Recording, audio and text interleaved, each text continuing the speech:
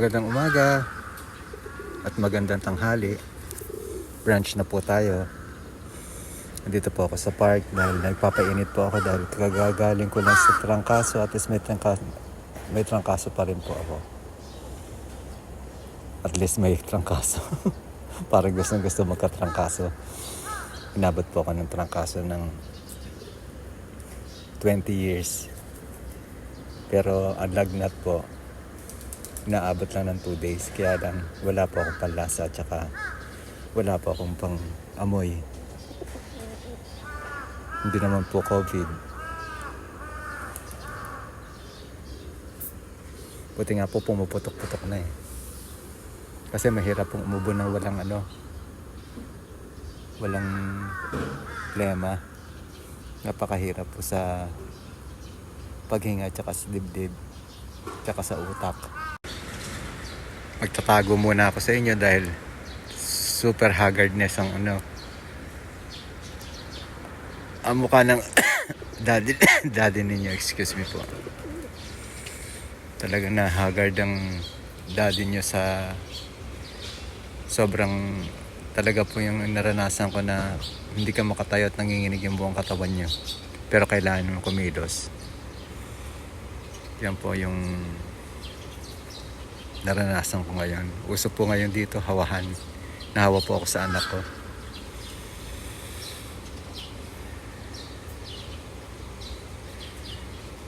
Dito po ako nagpapakain ng Katapos ko na po magpakain ng kalapate. Medyo patago pa kasi nga bawal magpakain ng kalapate. Bawal magpakain dito sa park. At kahit saan, bawal pakainin.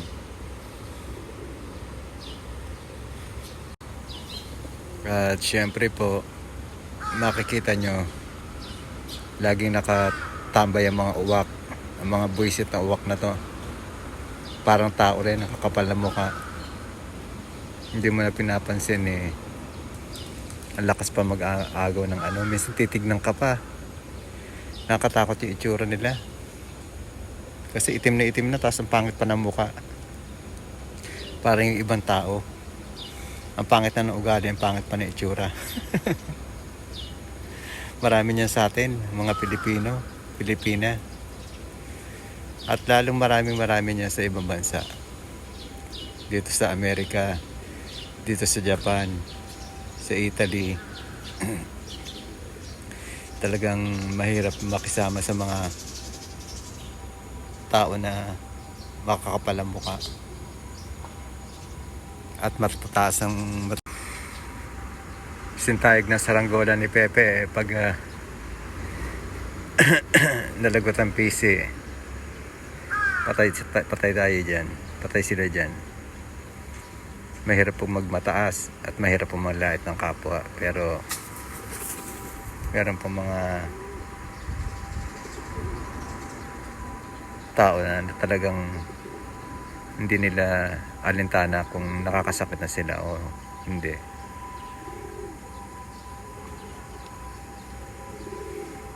Meron nakikisama lang dahil sa pera.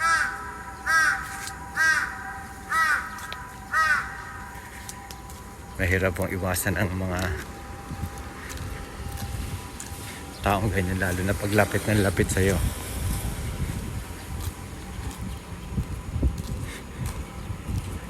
Ngayon po ay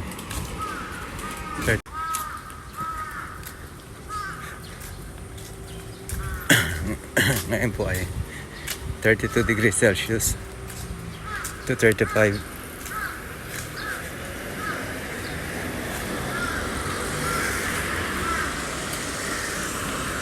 Painit na po na painit kasi summer na. Nasa bote pa si ate oh. Hindi na initan. Nandito ako, lumipat ako sa isa kong paboritong pwesto. Nakakarindi kasi yung uwak.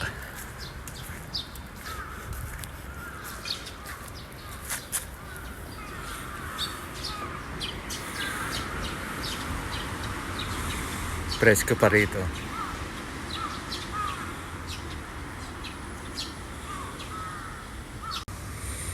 Tagal umepekto ng gamot ko. Grabe. Inabot ng 2 oras at kalahati. Dati 1 oras lang. 1 oras at kalahati lang tumatalab na. Pag naunahan kasi na stress, talagang hindi tumatalab, nakokontra yung gamot.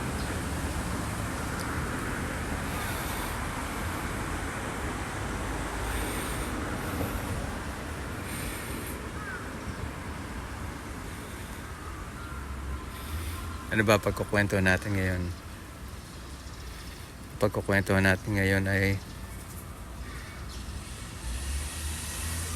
tungkol sa talento. Alam niyo pa mga talento rito, talagang malakas kumita ng pera. Kasi may by ranking sila eh. O merong mga talento na kahit na hindi naman marunong sumayaw, pero mga Pilipina magagaling sumayaw yan. Marami silang benepisyo na nakukuha. Yung mga TIP nila, yung mga alahas, yung mga basta kung ano-ano pa, marami.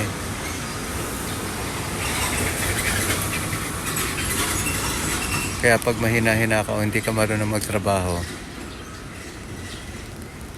walang mangyayari sa buhay mo. Kasi unang-una, isipin mo pag ang hirap makapunta rito sa Japan.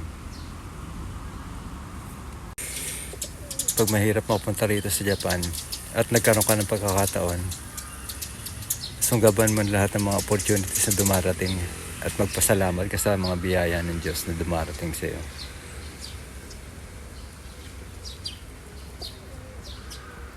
Pwede kang dumiskarte pero mahirap yung hingi ka ng hingi. Kasi alam rin ng Hapon niya na hingi ka ng hingi. Marami ring nakaka-stress na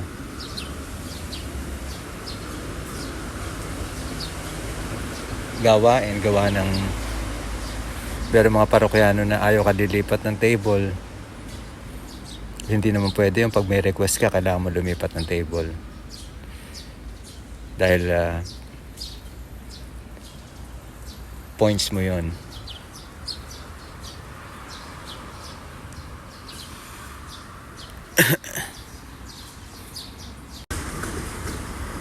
Marami rito na talagang tinitignan yung record nila na pag mababa yung kanilang ranking pinapauwi ng 3 months, minsan 2 months. Basta pag mababa ang talagang nakakaawa.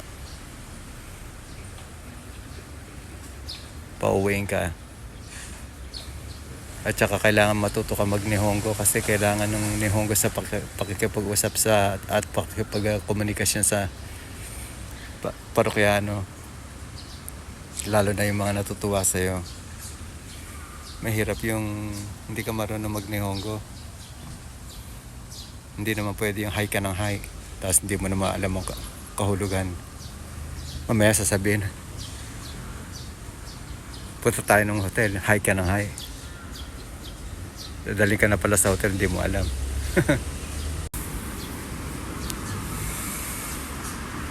Medyo mahigpit na po rito sa pagpunta sa Japan, lalo na yung mga mahina ang papeles at mahina yung kita. Ang pinapapasok po nila ngayon dito ay ang tourist. Kaya yung mga talento, yung mga jowa nila ini-sponsoran yung mga shota nilang talento para makapag-tour o makapag-biyahe pansamantala dito sa Japan. Yung iba naman ay nagpapakasal na. Kaya ginagawa nila to para hindi na sila mahirapan na kainom araw-araw, mambola ng parokyano araw-araw, sumayaw araw-araw. Obligado po kasi ang talento na mag-show. Dahil ang pinuntahan po nila dito mag-show.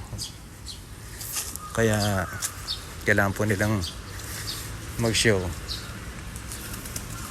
O hindi po, pag nahuli sila na immigration, patay sila.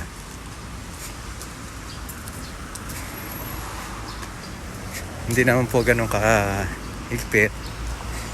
Ngayon, hindi kagaya ng mga panahon namin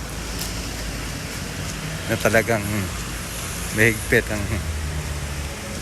mga immigration. Pero mahigpit pa rin po yan ngayon, kaya lang bibihira na po kasi yung mga talento o bibihira na po yung mga club. Hindi kagaya ng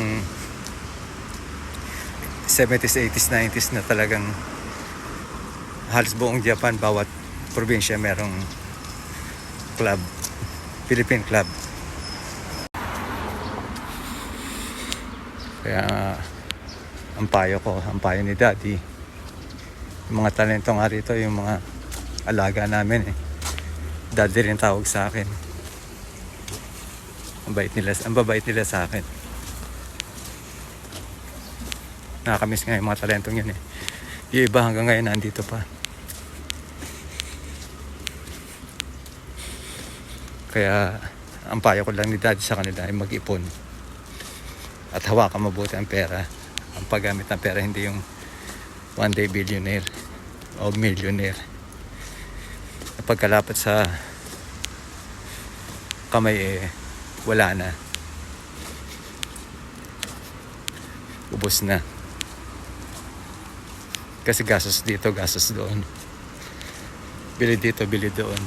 Hindi na iniisip na hindi sila bumabata.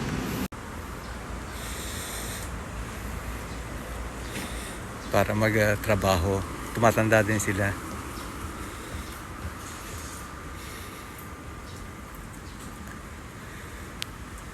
At nag-iiba rin ang itsura ng muka, ang katawan. Hindi po, wala pong permanente, walang forever. Kaya yan po mga kwento ng buhay ng mga talento na i-share ko sa inyo. Marami pa pong iba ikukwento ko sa inyo sa susunod.